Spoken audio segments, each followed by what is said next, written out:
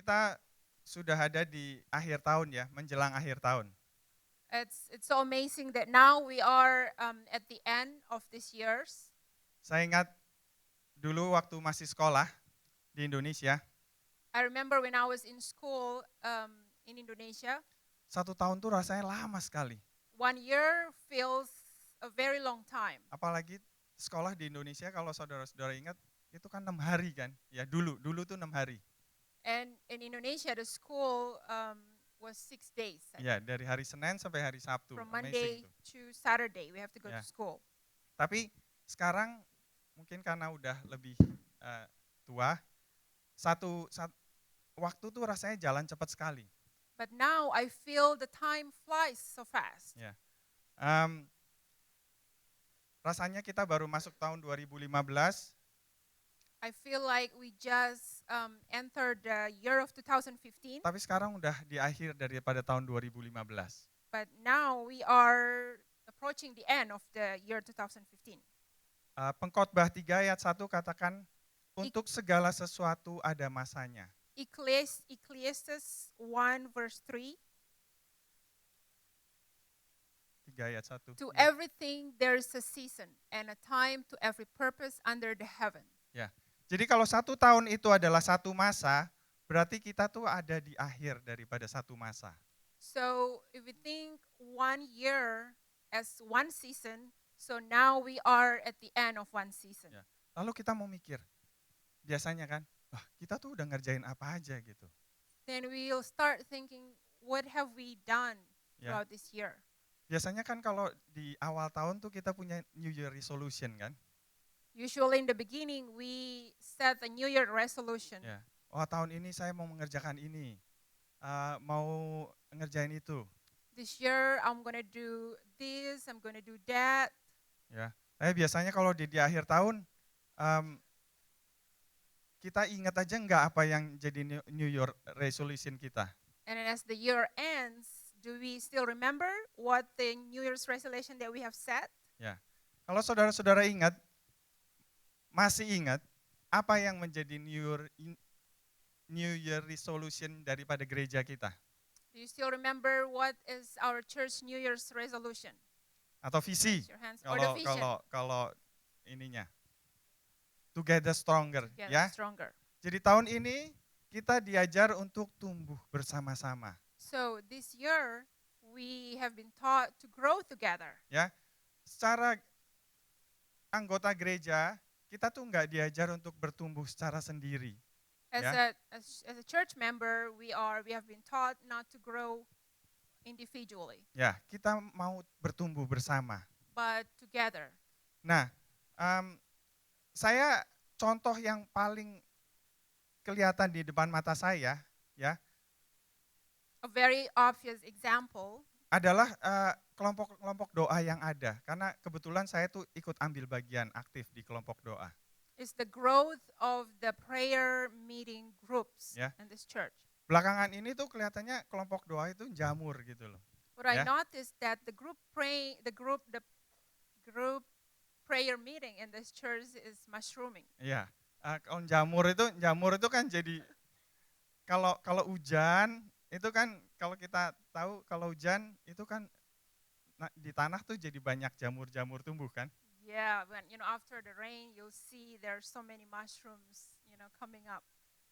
Metafornya itu jadi kalau ada hujan Roh Kudus turun, ya. The metaphor is Holy Spirit is like a rain. Itu kelompok-kelompok doa jadi tumbuh. So the prayer group is growing up as well. Nah, saya mau kasih contoh kelompok doa yang pertama, ya. Let me give example of the first prayer group. Kelompok doa yang pertama tuh yang Sugarland, Missouri City. The first one is in the region of Sugarland and Missouri City. Ya, ini kelompok doa itu dinamis lah, tuh spontanitas lah. This prayer group is very dynamic and spontaneous. Ya, saya juga nggak ngerti apa maksudnya. I really don't understand apa yang saya what ngomong. mean, what I'm talking about. Tapi kalau saudara-saudara pikir itu adalah saudara-saudara. But if you think that the group is you yourself, Tuhan, mungkin saudara-saudara mau gabung dengan kelompok ini. So I believe that you will join the group. Ya. Kelompok yang kedua itu kelompok doa Katie Richmond. And the second prayer group is the Katy Richmond area Ya. one. Ini kelompok doa yang kalau doa itu sedang pujian dan penyembahan tuh, aduh hadirat Tuhan luar biasa. This prayer group, and then when they praise the Lord, you can feel this awesome presence of God. Ya, pokoknya kalau mau hadirat Tuhan yang luar biasa, datang ke kelompok doa Katy If Richmond. you want to feel this awesome presence of God, join the Katy Richmond prayer group. Kelompok doa ketiga itu kelompok doa Lenten. And the third one is the Lantern group.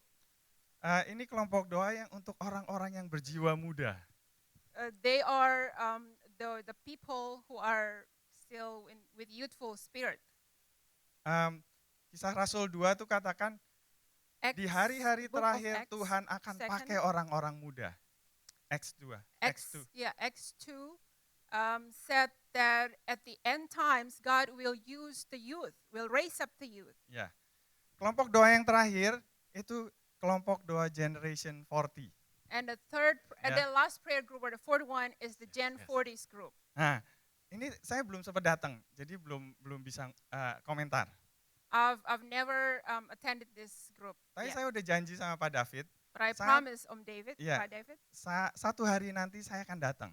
that Yeah. one day I will be there. Ya, moga-moga sebelum Tuhan datang. Saya sempat udah I datang. wish that before the coming of the Lord. Ya, atau ya enggak. Saya mau bilang atau Tuhan, mereka yang datangi Tuhan, tapi jangan-jangan. Oh.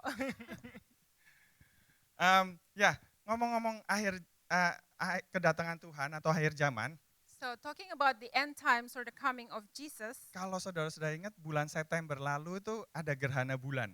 if you remember this past September, there was bloody moon or Ya, blood moon. blood moon. Ya, nah orang-orang tuh meramalkan akan akhir zaman. So some people predicted that there was going to be end times. Ya, ya nggak jadi, ya nggak kejadian, It didn't happen karena kita masih ada di sini. because we're Yeah. still here. Tapi Pastor Somi itu katakan di khotbah yang minggu lalu, But Pastor Somi said in his last week's preaching kita tuh nggak tahu kapan Tuhan datang. that Yeah. we don't know when God is coming. Tapi kapan saja kita dipanggil Tuhan, yaitu akhir daripada zaman kita kan. But whenever God call us, then that's the end of times for Yeah. us. Jadi kita mau siap kapan aja. Ya setiap saat tuh kita mau siap. So every time we have to be ready or on guard. Nah, Pastor Markus juga 2 minggu lalu kalau ingat khotbahnya apa? And 2 weeks ago, Pastor Marcus was preaching about, anybody remember? Mengenai Tuan dan 3 pelayannya. About a master and his 3 servants Ya, untuk melipat gandakan koin yang diberikan kepada pelayannya. who asked the servants to multiply the talents or the coins given. Itu waktu yang diberikan oleh si Tuan itu enggak akan selama-lamanya. The master didn't give the time for a long period of time or forever. Ya, ada waktunya Tuan itu akan kembali dan meminta pertanggungjawaban daripada si pelayan-pelayan tersebut. There's a time for the master to return and ask an account from the servants. Jadi kita mau berjaga-jaga setiap saat. So what we can learn is we have to be on guard or be watchful every time. Kita tahu bahwa meskipun kita nggak tahu kapan Tuhan itu mau datang, Even though we don't know when is the time of the coming of God, tapi kita tahu bahwa kita tuh ada di akhir daripada akhir zaman. but we have to know that we are here at the end times. Alkitab katakan bahwa di akhir zaman keadaan itu akan semakin buruk. As the Bible said that at the end times the situations is going to get worse. Ya, moral manusia akan semakin bobrok. The moral is going to degrade. Tapi Alkitab di Ibrani 10 ayat 37 katakan, sebab sedikit bahkan sangat sedikit waktu lagi dan ia yang akan datang dan sudah ada dan tanpa menangguhkan kedatangannya. Hebrew 10:37, for For yet a little while, and he that shall come will come and will not tarry. Ya. Di kelompok doa Richmond kemarin, kita tuh berdoa untuk kota Paris. Yesterday in the Richmond and Katy area prayer group, we were praying for the city of Paris, as you know, or you heard.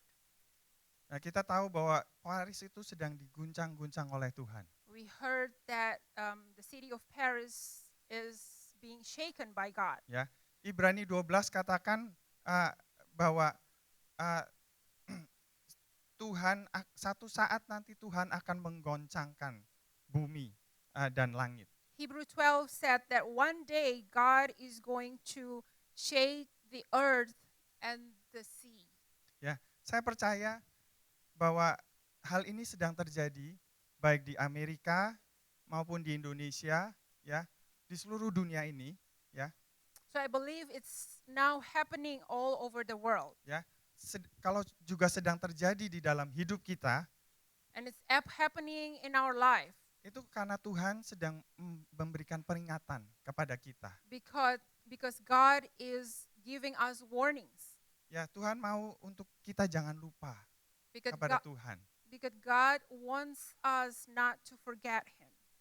Ya, supaya kita jangan lupakan kasih karunia Tuhan. So we won't forget His grace. Akan janji keselamatan daripada Tuhan. We won't forget of His promise of salvation. Ya, nah sekarang saya mau nggak terlalu serius.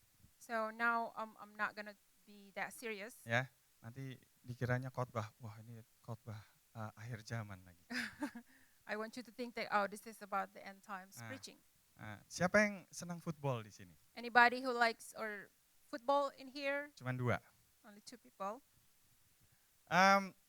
Buat saudara-saudara yang senang nonton football, for those who likes watching footballs, saudara-saudara tahu bahwa untuk satu tim yang bagus, mereka tuh harus bermain konsisten dari awal hingga akhir. As you know that a good team, they have to play consistently from the beginning to the end of the game. Ya, kehidupan Kristen kita itu sering diumpamakan seperti satu pertandingan. So the Christian life is sometimes like a game. Ya, Tuhan berkata di Wahyu 2 terhadap jemaat di Efesus. God says in Revelations 2 bahwa untuk memenangkan kehidupan kekristenan kita, that to win our Christian life, untuk memperoleh mahkota kehidupan, to obtain the crown of life, ya, kita harus setia sampai akhir. that we have to be faithful till the end. Ya. Nah, dalam pertandingan olahraga termasuk football, so in the sport game, including football, hampir semua tim-tim tuh bisa skor di awal daripada pertandingan. almost all the team they can score in the beginning of the game. Tapi yang membedakan tim yang baik sama yang kurang baik atau jelek, But what is the difference between a good team and a bad team? biasanya tuh setelah istirahat di babak ketiga dan keempat, mereka tuh mulai capek, kedodoran. Usually after a break, they tend to get tired. Ya, stamina mereka mulai turun. Their stamina is going down. Ya, gimana nggak capek kalau selama 3 jam itu orang tuh ngomongnya you have to play consistent in 60 minutes. How can they not be tired? Tapi sebenarnya tuh 3 jam itu mainnya. Because they have to play consistently Ya, for 3 60 minutes. 3 jam lari-lari, 3 jam ditubruk, dibanting, ya. Lalu kadang-kadang lari-lari lagi, terus lari-lari lagi, ditubruk lagi, dibanting lagi. But during the 3 hours, they have to play the game. They have to be running around. They have to get hit sometimes, and then do same thing. Ya. Nah, untuk menjadi tim yang baik, So to be a good team itu harus punya atlet yang baik. the good team needs to have good athletes as well. Nah, atlet-atlet itu harus terampil, harus skillful. So these good athletes needs to be skillful. Atlet-atlet itu harus punya stamina yang baik, yang kuat.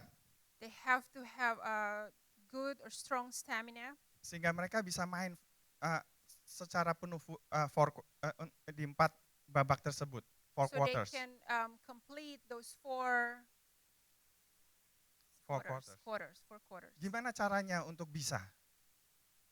So how could they do that? Ya, Paulus di 2 Timotius 2 ayat 5 katakan begini.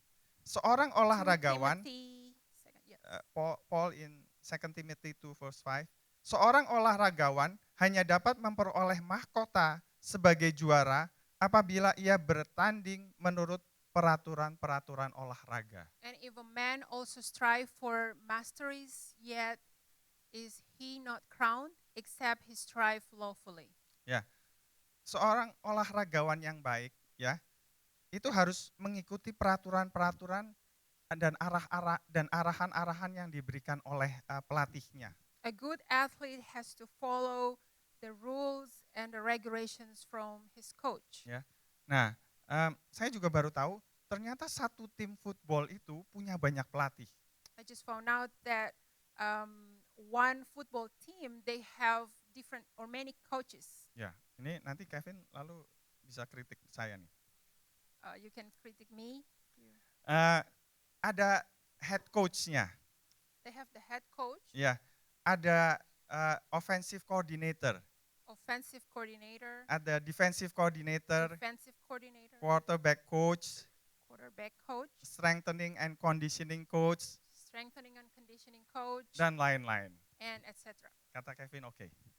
Kevin said okay. Ya, nah quarterback coach itu kerjanya tuh melatih quarterback. So the quarterback coach, they train the quarterback player. Ya, dia melatih apakah bola itu mau dibawa lari atau mau dilempar jauh ke depan. He trains this player whether to run the ball or kick it out. Ya, karena tujuan kita adalah membawa lari bola sampai ke ujung. Because their purpose is to run the ball till the end of the field. Yep. I'm not really sure.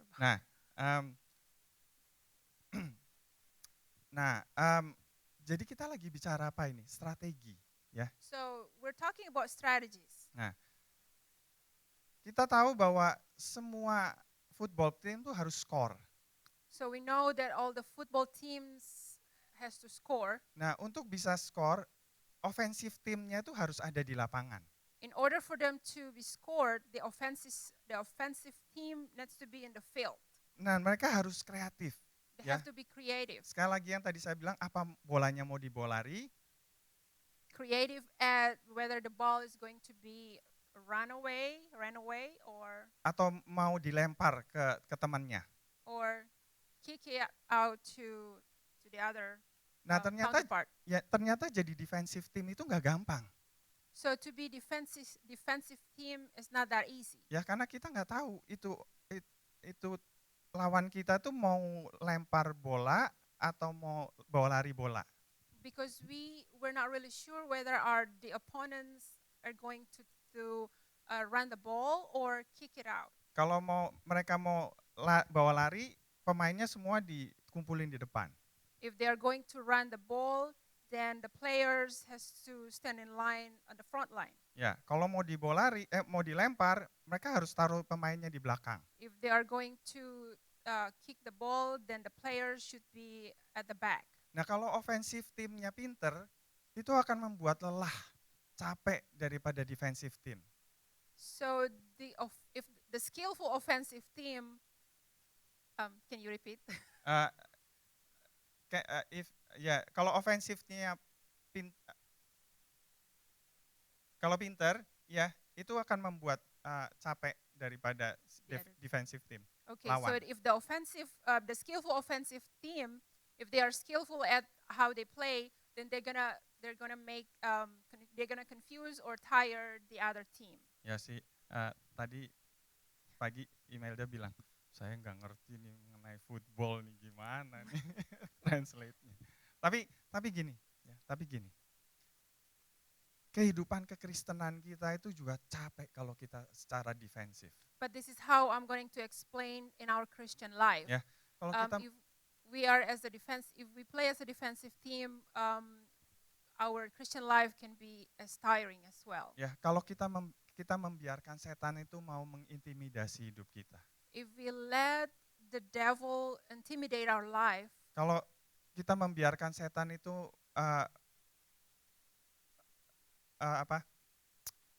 membiarkan iblis itu membuat hidup kita khawatir.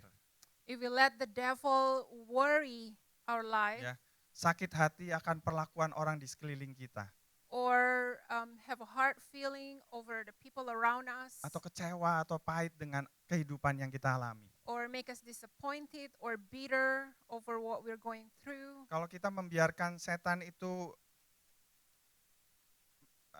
mengintimidasi hidup kita, So if we let the devil intimidate our life, sehingga kita tuh inward looking, that we only look outwardly, ya, jadi mengasihi diri kita sendiri, or have mengasihani self-pity, diri kita, or self-pity of ourselves, atau menganggap kita tuh orang yang paling gak beruntung di dunia, or think that we are the most unfortunate person in the world, kalau kita merasa bahwa Tuhan itu tidak adil pada kita, or think that God is not fair over our life, dan kita jauh dari Tuhan karena hal itu, and we become more and more distance from God, dan kita jadi nggak bisa mengucapkan syukur pada Tuhan kita. and we ended up not able to give thanks to God. Iblis tahu bahwa kalau kita nggak mengucapkan syukur pada Tuhan, Because the devil know that if we do not give thanks to the Lord, kita nggak bisa menyanyikan pujian dan penyembahan pada Tuhan. that we will not be able to sing praises and worship to Ya. Him. Padahal pujian dan penyembahan pada Tuhan itu adalah bagian dari kehidupan kekristenan kita. And as you know, that the praise and worship is a crucial part of our Christian life. Pujian dan penyembahan yang kita nyanyikan di gereja seperti tadi, So the praise and worship that we sing at church itu bukan bagian atau pemanasan sebelum khotbah, is not a warming up for the sermon, ya. Tapi itu adalah satu pujian yang dinaikkan untuk menyenangkan hati Tuhan. but it's a kind of worship to please the Lord. Ya, waktu bangsa Israel itu adalah satu dupa yang harum yang dinaikkan buat Tuhan. In the Israelites' time, it's like a smelling dupa, incense to the Lord. Korban-korban bakaran yang menyenangkan hati Tuhan. And it's like sacrifices who pleases the Lord. Nah, sama seperti waktu zamannya bangsa Israel, pujian dan penyembahan yang kita nyanyikan itu adalah untuk kita bisa masuk ke dalam hadirat Tuhan. Just like in the Israelites' time, the praise and worship time is a time where we prepare ourselves to enter Ya, God's presence. sehingga kita bisa siap untuk menerima firman Tuhan, So we can be ready to receive God's words, berkat Tuhan. God's blessings. Ya. Ini kelihatannya serius sekali nih di sini. It seems very serious right now. Ya, kita balik lagi ke football. So let's go back to football. Lalu Imelda bilang, Nah, coach yang selanjutnya itu adalah strengthening and conditioning coach. Okay, the next type of coach is strengthening coach. Ya, nah coach ini gunanya untuk melatih stamina daripada atlet-atlet. So this coach is to train the stamina of the athletes. Ya, supaya mereka kuat, supaya mereka kalau ditabrak orang nggak gampang jatuh. So they can be strong and not easy to fall Get down. knocked down. Ya. Dan supaya mereka juga bisa bermain selama 4 quarters tersebut.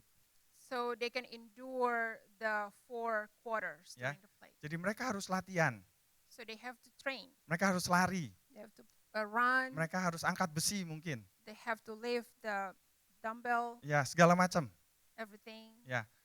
Paulus bahkan membandingkan seorang atlet itu seperti seorang prajurit. And Paul describes an athlete is just like a soldier. Ya. Dia di Timotius 2 Timotius 2 ayat 4 katakan begini, 2 Timothy 2 verse 4. bahwa seorang prajurit yang sedang berjuang tidak memusingkan dirinya dengan soal-soal penghidupannya, supaya dengan demikian ia berkenan kepada komandannya. dikatakan No begitu. man that worth entangled himself with affairs of this life, Mungkin that he may please him who hath chosen him to be a soldier. Mungkin saudara-saudara sering dengar ya, bahwa untuk jadi prajurit Amerika tuh nggak gampang. Ya, You may know that to be American soldiers is not that easy. ya trainingnya, latihannya, seleksinya. The training, the practice, and the selection. Ya, mereka harus bangun pagi-pagi, They have to wake up early in the morning. mereka harus melakukan berbagai macam kegiatan fisik, They have to do any kinds of physical latihan, practices, ya, supaya mereka bisa lulus. so they can pass the training. Nah, ini 1 bulan lalu ada cerita bahwa Houston Texans backup quarterback itu namanya Ryan Mallett. So about a month ago, there was a story about one of Houston's quarterback, Ryan Mallett. Nah, Ryan Mallett itu dipecat karena dia terlambat bangun katanya. So what happened to him? Sehingga ketinggalan pesawatnya untuk pertandingannya ke Miami. So he was fired because he woke up late, that he missed his flight to Miami. Jadi untuk menjadi satu prajurit yang baik atau atlet yang baik, to be a good soldier or a good athlete, kita mau disiplin. we have to be disciplined. Kita mau mendengarkan apa yang dikatakan oleh pelatih-pelatih kita. We need to listen to what our coaches are telling us. Ya, sehingga kita bisa menjadi prajurit atau atlet yang baik. So we can be good soldiers or athletes. Yang berguna buat tim kita. Who is going to be helpful to our team. Nah, ini mungkin juga ada coach yang ngurusin makanan, nggak tahu Kevin setuju apa enggak? There may be coaches who takes care about the food. Ya, nah sama seperti atlet kita juga perlu makan. So just like athletes, we also need food. Tapi nggak sama seperti atlet, kita tuh biasanya nggak memperhatikan apa yang kita makan. But the difference from the athletes is sometimes we don't really pay attention to what we eat. Untuk jadi atlet mereka harus makan makanan yang sehat. The athletes need to eat healthy food. Supaya mereka bisa kuat, bisa gagah, bisa sehat. So they can be strong, vigorous, and healthy. Ya, mereka juga nggak boleh makan obat-obatan terlarang. And they don't do illegal drugs. Ya, karena dites itu. Because they will be tested. Nah, sebagai orang Kristen juga kita mau memperhatikan apa yang kita masukkan ke dalam tubuh kita. So, as Christians, we have to be selective in what is going through our life. Kita nggak mau tipu muslihat iblis yang masuk ke dalam melalui telinga kita ke dalam pikiran kita.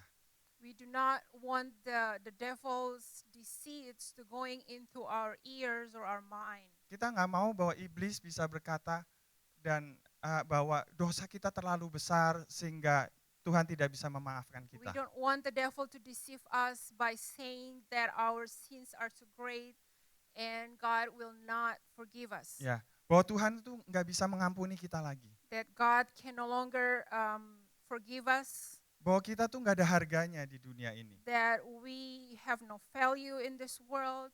Ya, seperti saya tadi katakan bahwa kita jangan kalau kita membiarkan iblis mengintimidasi hidup kita.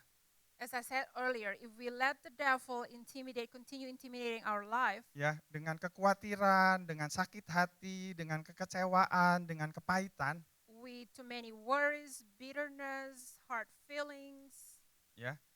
Kita jadi tertipu oleh iblis. That we will be deceived by the devil. Ya. Efesus 6 ayat 11 katakan begini. Ephesians 6:11 says, kenakanlah seluruh perlengkapan senjata Allah, supaya kamu dapat bertahan melawan tipu muslihat iblis. Put on the whole armor of God, that ye may be able to stand against the wills of the devil. Ya. Apa itu perlengkapan senjata Allah? So, what are the armors of God? Perlengkapan senjata Allah itu satu yang gampang. Saat teduh yang teratur. One of the armors of God is we need to have a disciplined devotional time. Ya, supaya kita makan makanan rohani yang teratur. So we have our good spiritual food.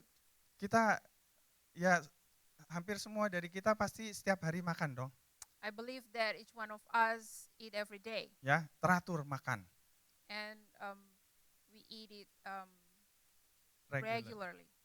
Nah, kita mau juga teratur untuk baca firman Tuhan. So we also need to set time to read the Word of God. Ya, kita mau merenungkan dan mengingat firman Tuhan We need to meditate and remember those words, sehingga kita mengerti apa yang menjadi kehendak Tuhan so buat we hidup will kita. understand the will of God in our life. Yosua 1 ayat 8 katakan begini, Joshua 1 verse 8. janganlah engkau lupa memperkatakan kitab Taurat ini, tetapi renungkanlah itu siang dan malam, supaya engkau bertindak hati-hati sesuai dengan segala yang tertulis di dalamnya. Sebab dengan demikian, perjalananmu akan berhasil dan engkau akan beruntung. This book of the law shall not depart out of thy mouth, but thou shalt meditate therein day and night, that thou shalt mayest observe to do according to all that is written in therein. For then thou shalt make thy way prosperous, and then thou shalt have good success. Ya, jadi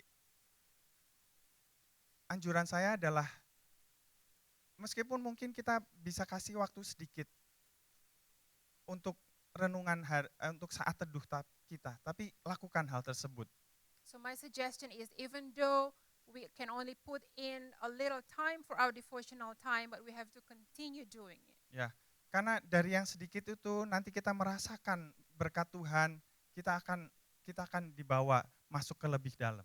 Because from that little time, we are going to experience God's grace, and then we will be adding more and more. Ya, hal kedua adalah kita mau datang berbakti bersama-sama dengan anak Tuhan yang lain.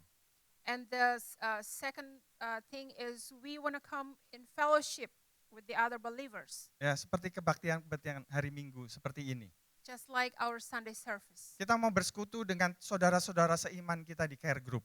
We want to have fellowship with our friends in care groups. Ada 3 care group di sini, ya. There are 3 care groups here. Ada family care group, ada yang untuk higher ground, untuk yang anak-anak muda, dan untuk yang remaja 180. There are 3 care groups: the family, the youth, and the teenagers, or the 180 and Ya, higher ground. ada care group untuk any shape, any size, any age. There are care groups for any ages. Lalu kita juga mau datang ke apa? Kelompok-kelompok doa. And one thing also, we need to come to the prayer group. Kalau tadi saya bilang kelompok doa itu lagi menjamur. When I talk about this mushrooming prayer groups. Ya, kita jangan sampai ketinggalan tuh. So don't be left out. Kalau yang belum join mungkin pengen join. So yang those mana who gitu. hasn't joined the prayer groups, let's join. Karena di kelompok-kelompok doa itu kita nggak hanya berdoa untuk kebutuhan kita. Because in this prayer group, we do not only pray for our own needs, Dan Tuhan jawab doa-doa kita. and for sure God answer our prayer, Itu carrotnya. Ya, tapi juga kita diajar untuk berdoa untuk orang lain. but we also pray for other people, Ya, untuk kota kita, untuk the bangsa kita, for the negara city, kita for the ditinggal. nation, the country. Ya, jadi kita diajar untuk berdoa untuk yang lain. So we are taught or trained to pray for others as Ya. well. Nah, ini kalau saudara-saudara, saya diingatkan aja, ya. I was just reminded, Atau begini dulu. Doa-doa yang kita naikkan di hari Kamis, the prayers that we lifted up on Thursday, kita percaya bahwa Tuhan tuh jawab doa-doa kita. we believe that God answered our prayers. Amin. Amen. Ya. Nah, ini saya bagikan kemarin waktu di doa hari Kamis, ya. So this past Thursday, I shared this story. Saudara-saudara ingat di 1 Tawarik 17, Do you remember in 1 Chronicles 17, waktu itu Raja Daud tuh udah tinggal di istananya yang bagus. At that time, the King David has already lived in a good palace Beautiful. or Nah, beautiful palace. ki- eh, apa? Tapi tabut perjanjian itu masih tinggal di kemah But, daripada kemah suci. but God's ark is still in the holy tent. Ya. Nah, jadi Daud tuh berkata pada Nabi Nathan, saya mau membangun eh, bait Allah yang indah. So Ka- King David told the prophet Nathan that I am going to build a splendor God's place Ya. or temple. Kita tahu dari ceritanya bahwa akhirnya yang membangun bait Allah itu adalah Salomo bukan Daud. We know the story that who ended up building this God's big temple. It wasn't it wasn't the King David, but Solomon. Saya nggak mau pergi ke detail apa yang menjadi alasan, I'm not going into detail what was the reason of it, tapi saya umpamakan bahwa istana indah yang ditinggali oleh Daud, Raja Daud, but I can describe that this splendorous palace that King David lived adalah seperti jawaban-jawaban doa buat is, Raja Daud. is like the answers of prayers for King David. Nah, apa yang saya mau kita belajar hari ini adalah So what did we learn today? kita doa pada Tuhan untuk segala kebutuhan kita, That we pray to God for our needs, untuk keluarga for kita, our family, untuk pekerjaan kita, our jobs, untuk kesehatan kita, health, dan Tuhan kasih semuanya itu. and God gave us everything Ya. that we requested. Tapi saya juga mau bahwa kita tuh jangan lupa untuk berdoa untuk gereja kita.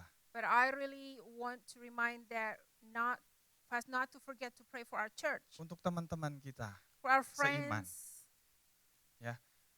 Sekali lagi ini bukan nggak persis, tapi yang saya mau katakan adalah jangan sampai saatnya Tuhan tuh waktu kita mau berdoa untuk gereja kita, untuk teman-teman kita, lalu Tuhan tuh bilang nggak usah lah, ya, karena yang lain udah doa.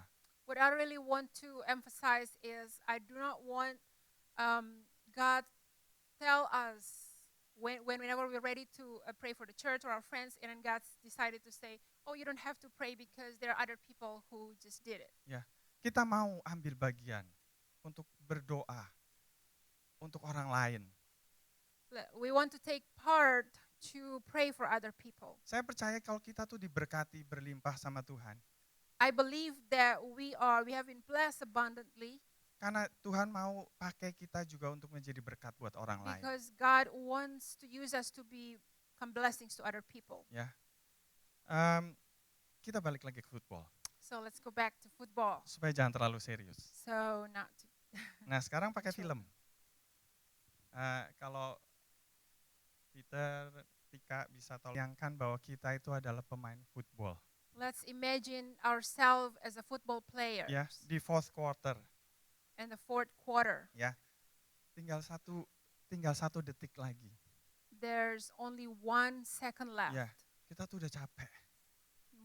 We must be tired. Ya, selama 3 jam tuh kita ditabrak, dibanting, ditindihin sama orang yang beratnya 200 kilo. For 3 hours, we've been hit or, being Tackle, ya. tackled by the Bau other lagi player. mungkin ya kan 3 jam And lari-lari kan bau kan ditindihin they orang maybe yang beratnya smells 200 bad. kilo. Ya susah itu translate-nya. Tapi bisa lah bayangin ya. But let's imagine that. Ya. Nah, apa kita mau menyerah dalam hidup kita? Are we going to give up in Yeah. life? Kalau saudara-saudara lihat tadi di video, 1 detik terakhir, If you pay attention to the Yeah. video in the last 1 second, setan tuh pikir dia tuh udah menang. the devil may think that he has won our life. Saya nggak bilang Alabama football team itu pasukan iblis ya, I didn't say that the atau Alabama Nick are Saban itu the devils. mungkin Bob Stoops sama Sooner gitu loh, ya. Tapi Never mind, No need to translate. yang ngerti. Tapi kalau saudara-saudara bayangin, ya, setan ini hari detik-detik terakhir daripada hidup kita atau di akhir zaman. But imagine that the devil in this end times or at the last end of our life, Ya. very end of our life, Mereka ngira tuh mereka udah menang. the devil may think that they have won our life. Mereka tuh ngira mereka udah punya kita di dalam hidup, di tangannya mereka. They may thought that they already had us. 1 detik lagi. One more second. Kita mau biarkan iblis mengintimidasi hidup kita? Are we going to let the devil intimidate our life? Bisa apa 1 detik lagi? What could we do in 1 second? Itu 100 meter itu dibawa ke ujung. It's about 100 meter to the goal. Dan iblis tuh udah tinggal masukin bolanya ke goal. And the devil could have or put the ball to the goal. Ya, 1 detik lagi. One more second. Ya, tapi ternyata iblis gagal. But thank God the devil. Kalau kita nggak siap, kita tuh nggak akan bisa tangkap itu bola. Kalau kita nggak siap, kita tuh nggak akan bisa tangkap itu bola. So if you're not ready, we're not be able to catch the ball. Catch the ball. Lalu bawa lari sampai ke ujung. And run the ball to the very end. Dan untuk memenangkan pertandingan kita. And to win over our game. Yakobus 1 ayat 12 itu berkata begini. James 1 verse 12.